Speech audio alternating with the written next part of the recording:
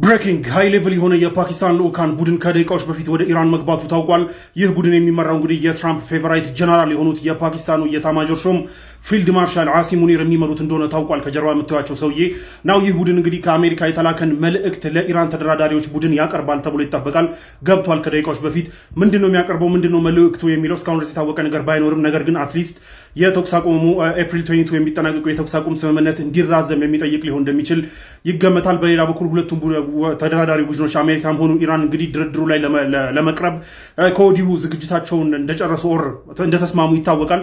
በፓኪስታን በኩል ደግሞ ይህንን ድርድር ሆስት ለማድረግ የሴኪሪቲ እንዲሁም የሎጂስቲክስ የመሳሰሉ ዝግጅቶች እየተደረጉ እንደሆነ ታውቋል። ሶ ዊዚን ካሚንግ የተወሰኑ ቀናቶች ውስጥ እንግዲህ በጣም በቅርብ ቀናቶች ድርድሩ እንደ አዲስ ይጀመራል ተብሎ ይጠበቃል። አሜሪካ በዚህ ዙር ለመደራደሪያ እንግዲህ ሁርሙዝ ሰርጥን ዘግቻለሁ ብላ እንደ ሌቨሬጅ ይዛ ልትቀርብ ትችላለች። ነገር ግን አሁንም የተወሰኑ የኢራን መርከቦች በየቀኑ እያለፉ እንደሆነ ይታወቃል። ሶ እንትን ለማድረግ ቦታው ከባድ ነው።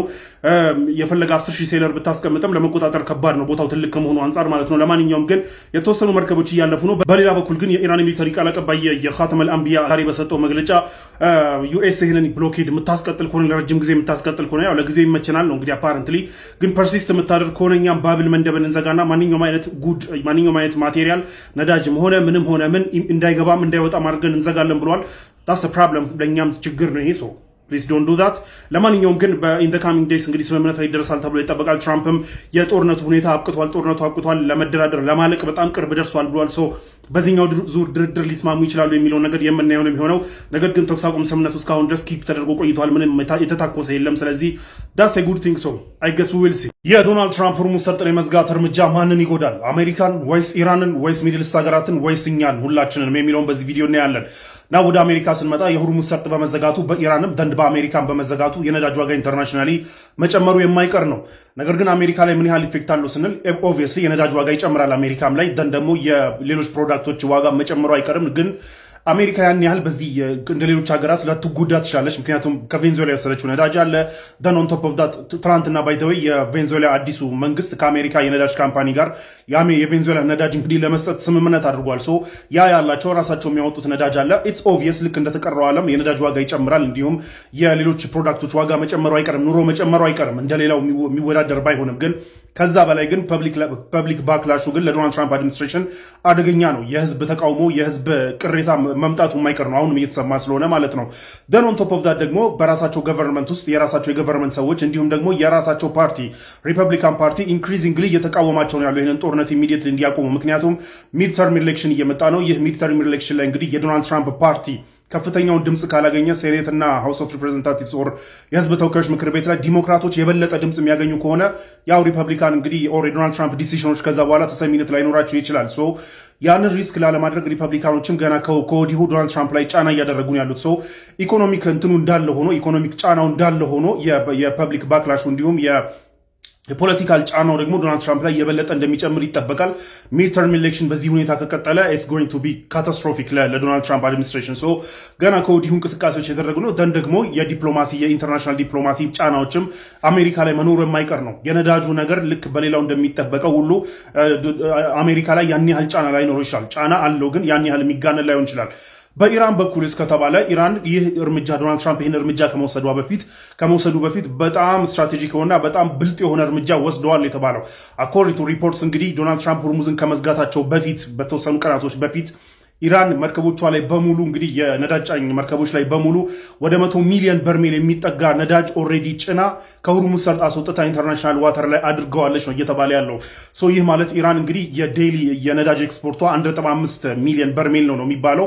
ሶ 100 ሚሊዮን በርሜል ከ100 ሚሊዮን በላይ በርሜል ኦልሬዲ ጭና አስወጥታለች ከሁርሙዝ ሰርጥ አስወጥታ ኢንተርናሽናል ውሃዎች ላይ ነው ያሉት። ሶ ኤኒታይም ለፈለገችው ከስተመር እየላከች መሸጥ ትችላለች። ሶ ይህንን ብሎኬድ ኢራን እስከዛሬ ከብሎኬዱ በፊት የነበራትን አሻሻጥ ሁሉ እየሸጠች 1.5 ሚሊዮን በርሜል ራሱ እየሸጠች ማለት ነው። ለሚመጡት 2 ወራት ወር ከ2 ወር በላይ ለ100 ቀናት አትሊስት 100 ቀን ባይሞላም 1.5 ታካፍሉት ብቻ ወደ 60 ምናምን ቀን ወር ከሁለት ወር በላይ ሰስቴን ማድረግ ትችላለች። በዛው በኖርማል እየሸጠች ማለት ነው። ኖ ችግር ላይ ያለው ልቆጥብ ብላ እንኳን አንዳንድ ሚሊዮን በርሜል እንኳን ብትሸጥ ከ1.5 አውርዳው አንዳንድ ሚሊዮን በርሜል እንኳን ብትሸጥ ለመቶ ቀናት ይህንን ሰስቴን ማድረግ ትችላለች ኢራን። በሌላ በኩል ደግሞ የሌሎች ኤክስፖርቶቿ ለምሳሌ የሌሎች ፕሮዳክቶች 40% የሚሆነ ኤክስፖርቷ በመሬት ነው ኤክስፖርት የሚደረገው በሆርሙዝ ሳይሆን ከሼር በምታደርጋቸው ቦርደሮች ወደ ኢራቅ ወደ ምናምን ነው ኤክስፖርት የምታደርጋቸው።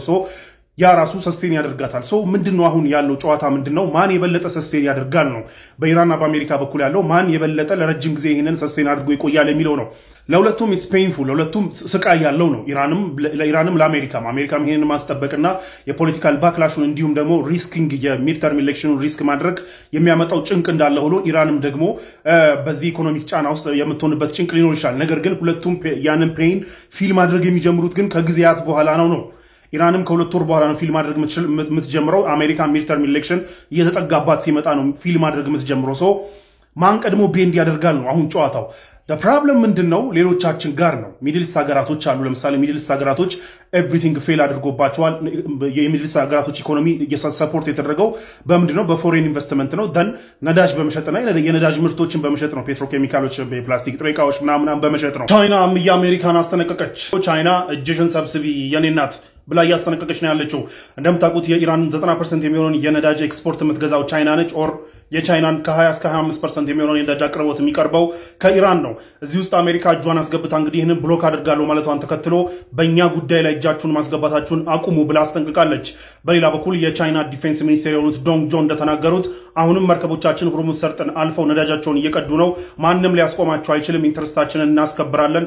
ሌሎች የፎሬን ሀገራቶች በትምህርት ጥቅስ ያስቀምጡትና ያው አሜሪካን ማለት ነው እጃቸውን እዚህ ውስጥ ከማስገባት እንዲቆጠቡ አስጠንቅቀዋል። ይህ በእንዲህ እንዳለ ሮይተርስ ዛሬ ይዞት በወጣው ዘገባ እንግዲህ ዶናልድ ትራምፕ ትናንትና ከትናንት ጀምሮ ዘግቻለሁ፣ ማንም የኢራን ነዳጅ ጭኖ የሚወጣ የለም ብለው ዘግቻለሁ ብሎ በፈኮሩበት ሰዓት ግን ዛሬ የቻይና ሁለት መርከቦች አንደኛው ወደ ሁርሙዝ አልፎ እንደገባና አንደኛው ደግሞ ከሁርሙዝ መልሶ እንደወጣ ታውቋል። ሁለት መርከቦች አልፈዋል። ይህንን ብሎኬድ ማለፋቸው ታውቋል። እና ዶናልድ ትራምፕ እያሉት ያለው ነገር ያን ያህል ኢፌክቲቭ ነው ወይ? ይህን ብሎክ ማድረግ ያን ያህል ኢፌክቲቭ ነው ወይ? ነው ወይስ የቻይናን የነዳጅ ጫኝ መርከቦች ከኢራን የሚገዙ ነዳጅ ጫኝ መርከቦችንስ ማስቆም ይችላሉ ወይ የሚለውን እስካሁን ድረስ ምንም የታወቀ ነገር የለም። ምክንያቱም የቻይና መርከቦች አሁንም እያለፉ ነው። ኤንድ ቻይና ደግሞ አስፈላጊውን ሁሉ እርምጃ ወስዳለሁ እዚህ እንትኔ ውስጥ ኢንተርፌር ለማድረግ የሚሞክሩ ብላለች። ጉዳዮቹን በውይይት ፍቱ እንጂ በእኔ ጉዳይ አትግቡ ብላለች እንግዲህ ቻይና።